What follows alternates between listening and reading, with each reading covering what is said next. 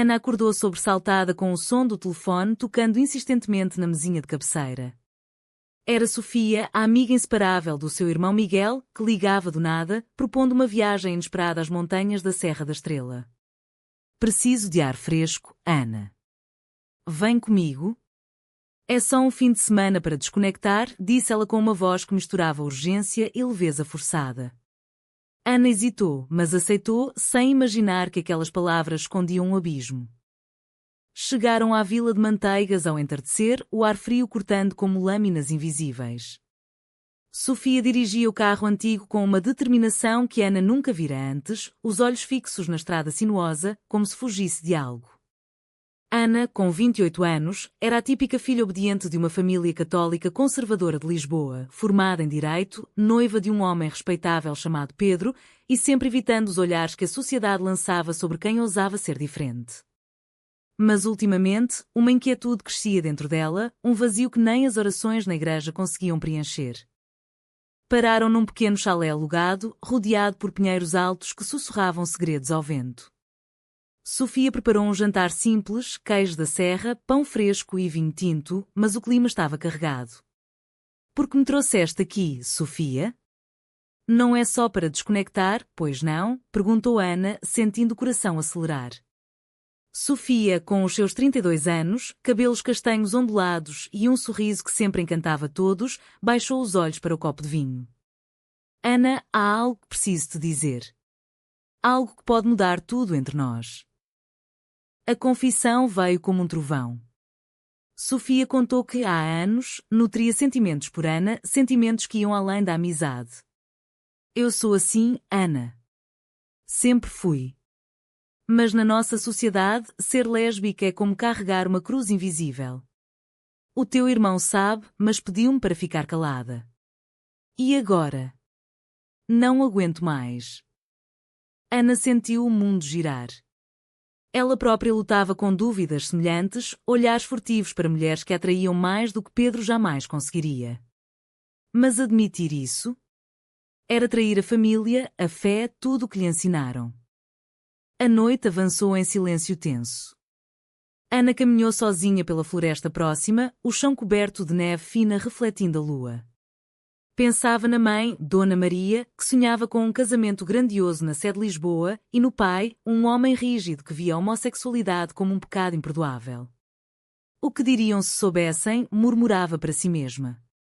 Sofia, por sua vez, ficou no chalé remoendo o risco que correra. Ela crescera numa família de classe média em Porto, onde as aparências valiam mais que a verdade. Aos 18, tentara namorar rapazes, mas o vazio a consumia. Agora, ao confessar a Ana, sentia um misto de alívio e terror. No dia seguinte, subiram à torre, o ponto mais alto de Portugal continental. O vento uvava e a vista era de tirar o fôlego, vales verdes salpicados de neve, nuvens baixas como fantasmas.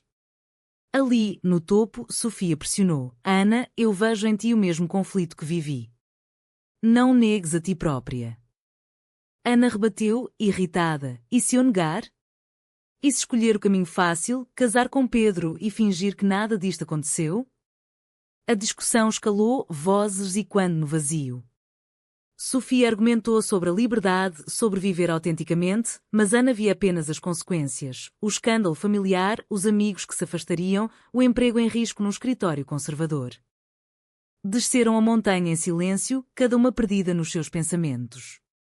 Ana recordava momentos passados, festas de família onde Sofia sempre a olhava de forma especial, toques acidentais que agora ganhavam novo significado.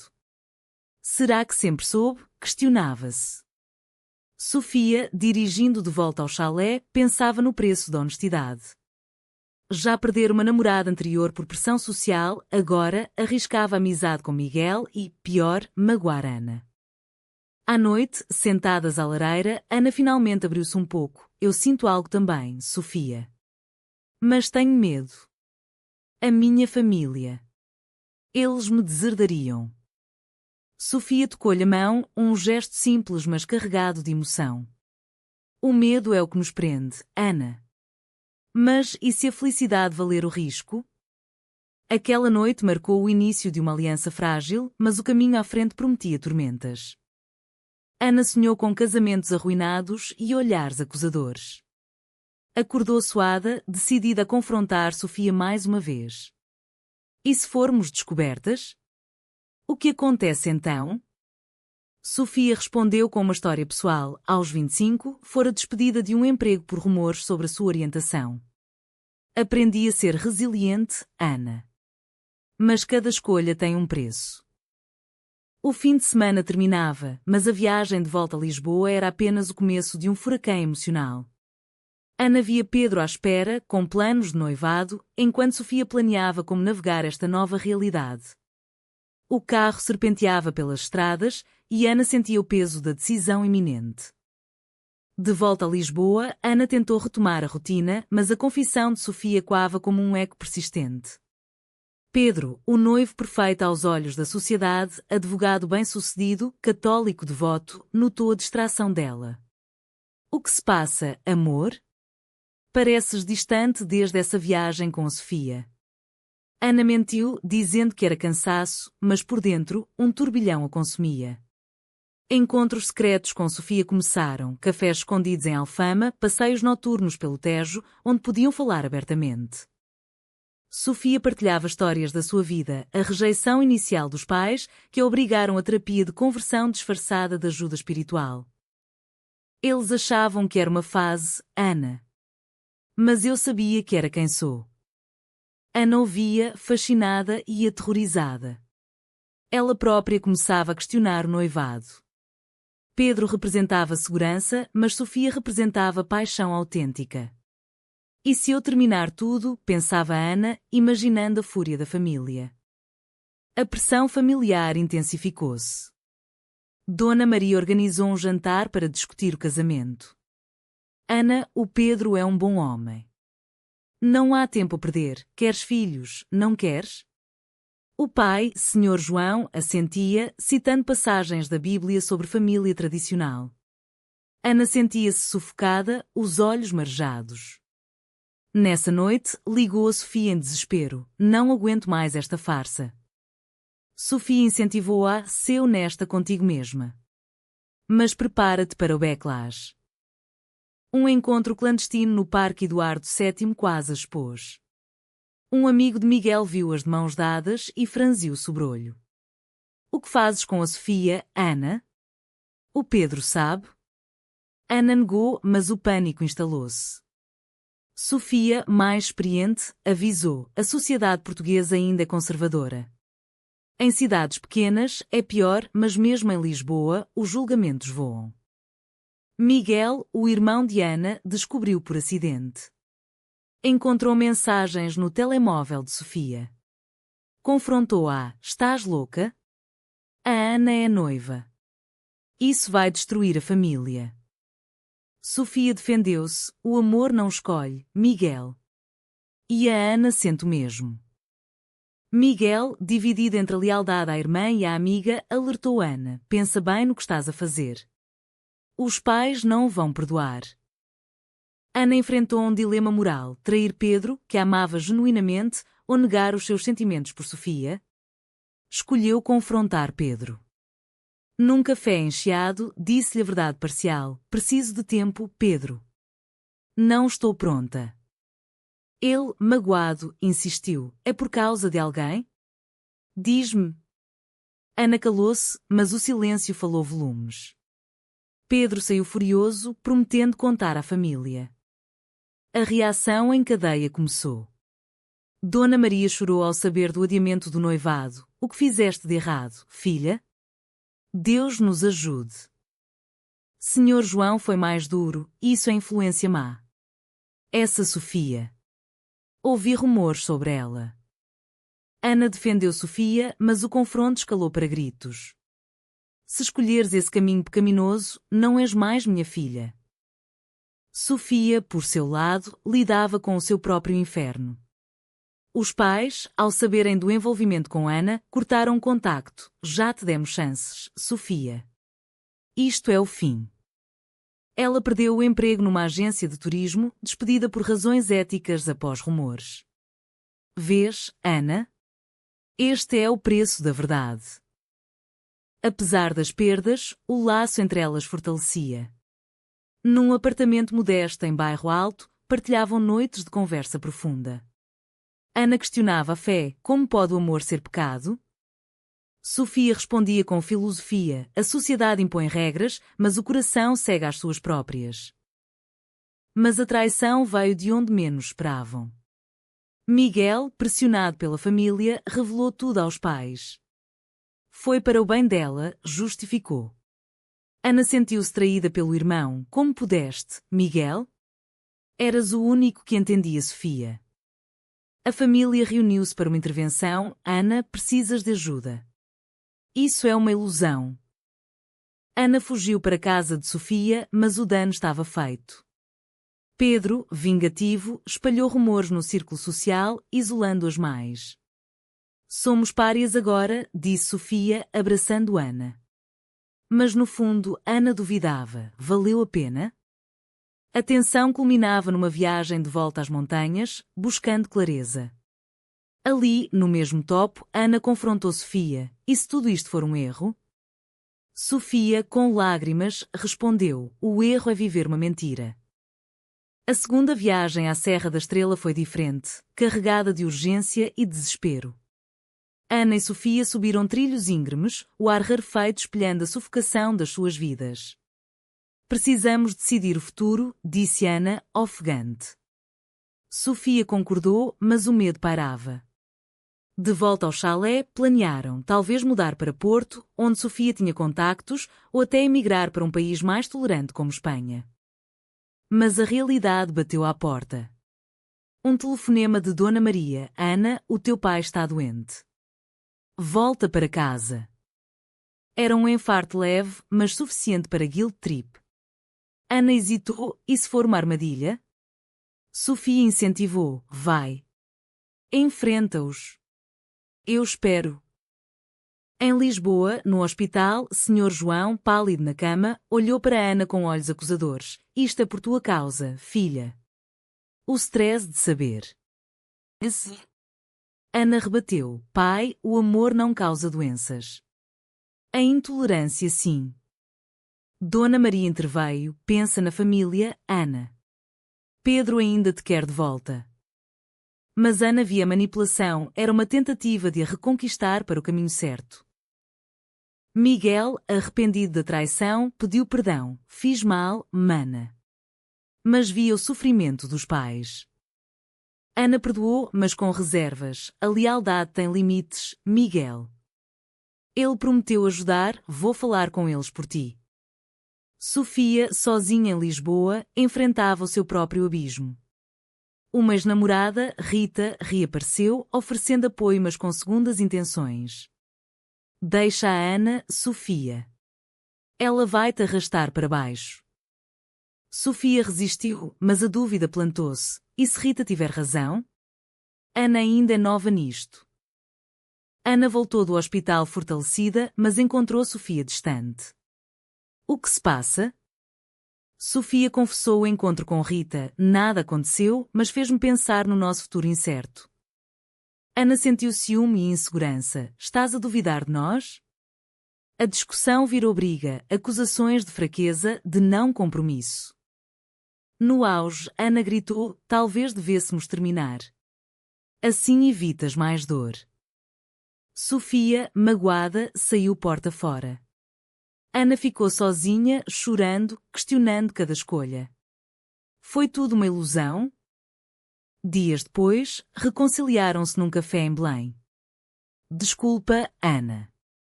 O medo falou mais alto. Ana admitiu: eu também tenho medo, mas juntos somos mais fortes. Decidiram assumir publicamente, primeiro à família próxima, depois ao mundo. A reunião familiar foi um campo de batalha. Sr. João, recuperado, explodiu: isso é contra Deus. Saiam da minha casa. Dona Maria chorou: por favor, Ana, pensa nos netos que nunca terei.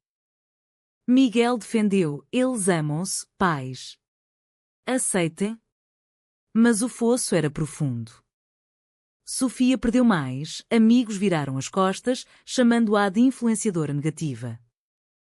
Ana foi pressionada no trabalho. O chefe, conservador, sugeriu férias prolongadas. É discriminação, protestou Ana, mas o medo de processos judiciais a calou. Numa manifestação LGBT em Lisboa, encontraram solidariedade.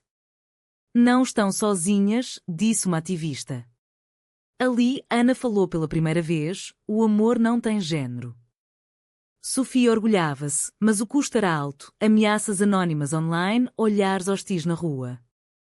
Uma traição maior veio de Pedro. Ele processou Ana por danos emocionais, alegando engano. Quero justiça, disse ele no tribunal. Ana defendeu-se: não enganei ninguém, descobri-me.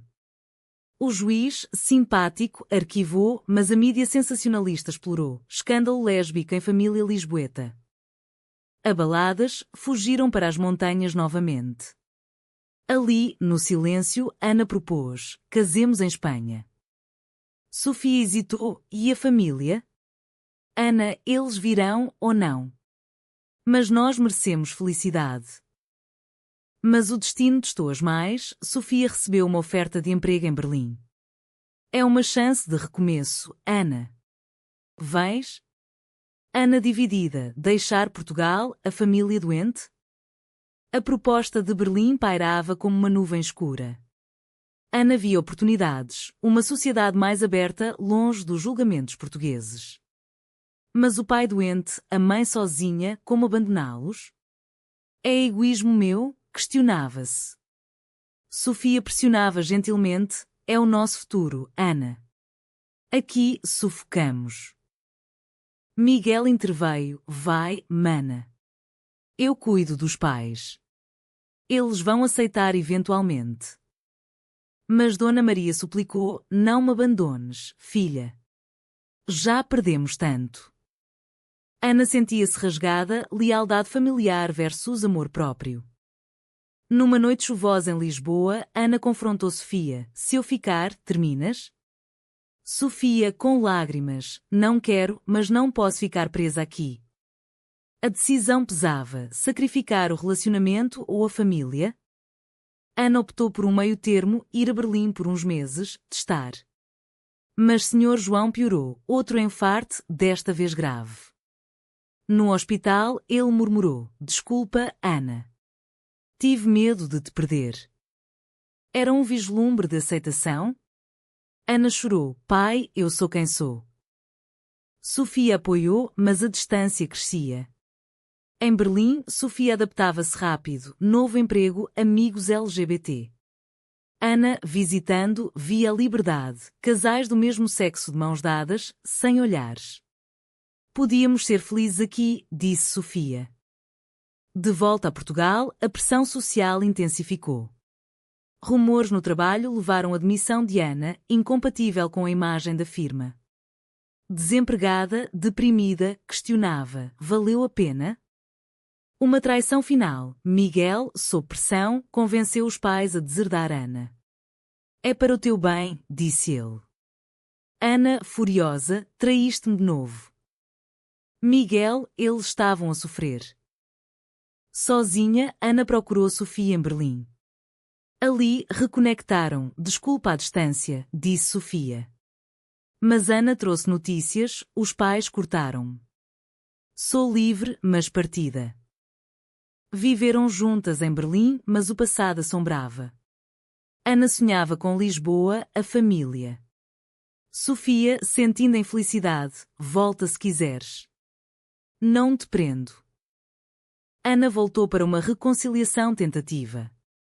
Dona Maria abriu a porta: entra, filha. Sentimos a tua falta. Senhor João, fraco, aceito-te como és, mas leva tempo. Era genuíno ou manipulação? Sofia ficou em Berlim, o relacionamento em pausa.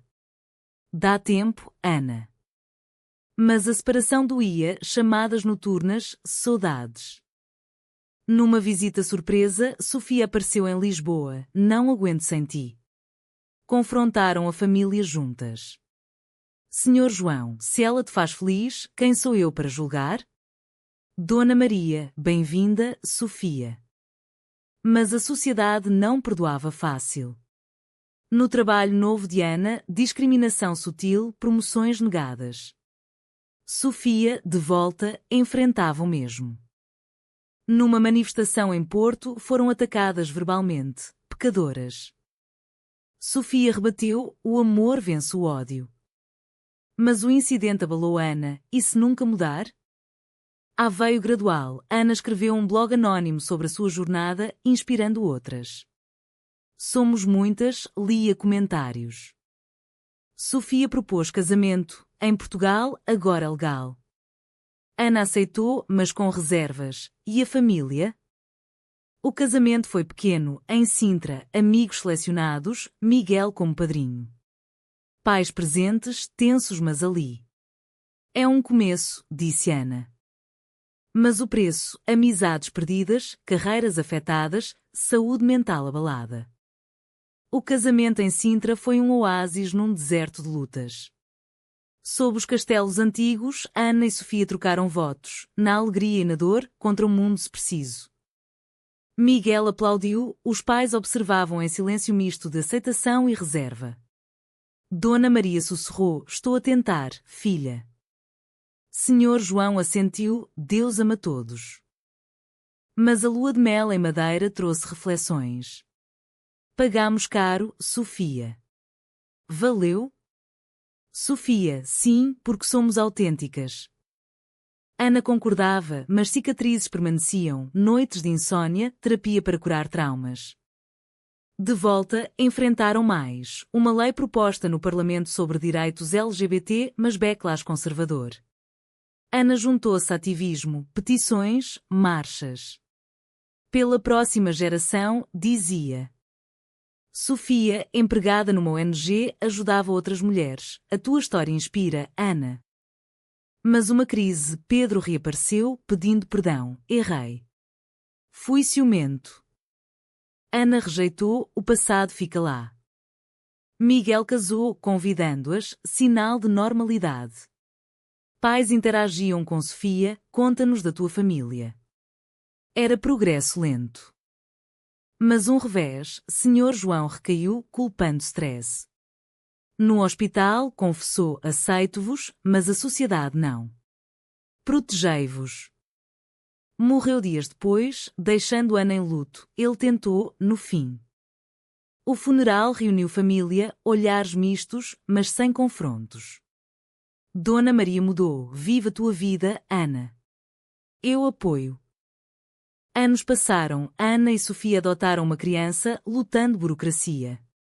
Somos família agora, celebravam. Mas reflexões profundas, escolhas certas? Danos colaterais, amizades perdidas, carreiras estagnadas, valeram? Numa noite estrelada na serra, voltaram ao topo, aqui começou tudo.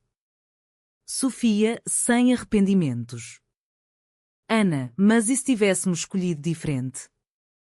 A vida prosseguia, vitórias pequenas, como leis progredindo, sociedade evoluindo. Mas em Portugal, conservadorismo persistia, debates na TV, igrejas pregando contra. Ana escreveu um livro, Confissões na Montanha, best-seller anónimo, provocando discussões. No fim, sentiam paz frágil, amor venceu, mas a custo alto. Será que negar o amor por pressão social é a escolha mais ética, ou trair a si mesmo é o verdadeiro pecado?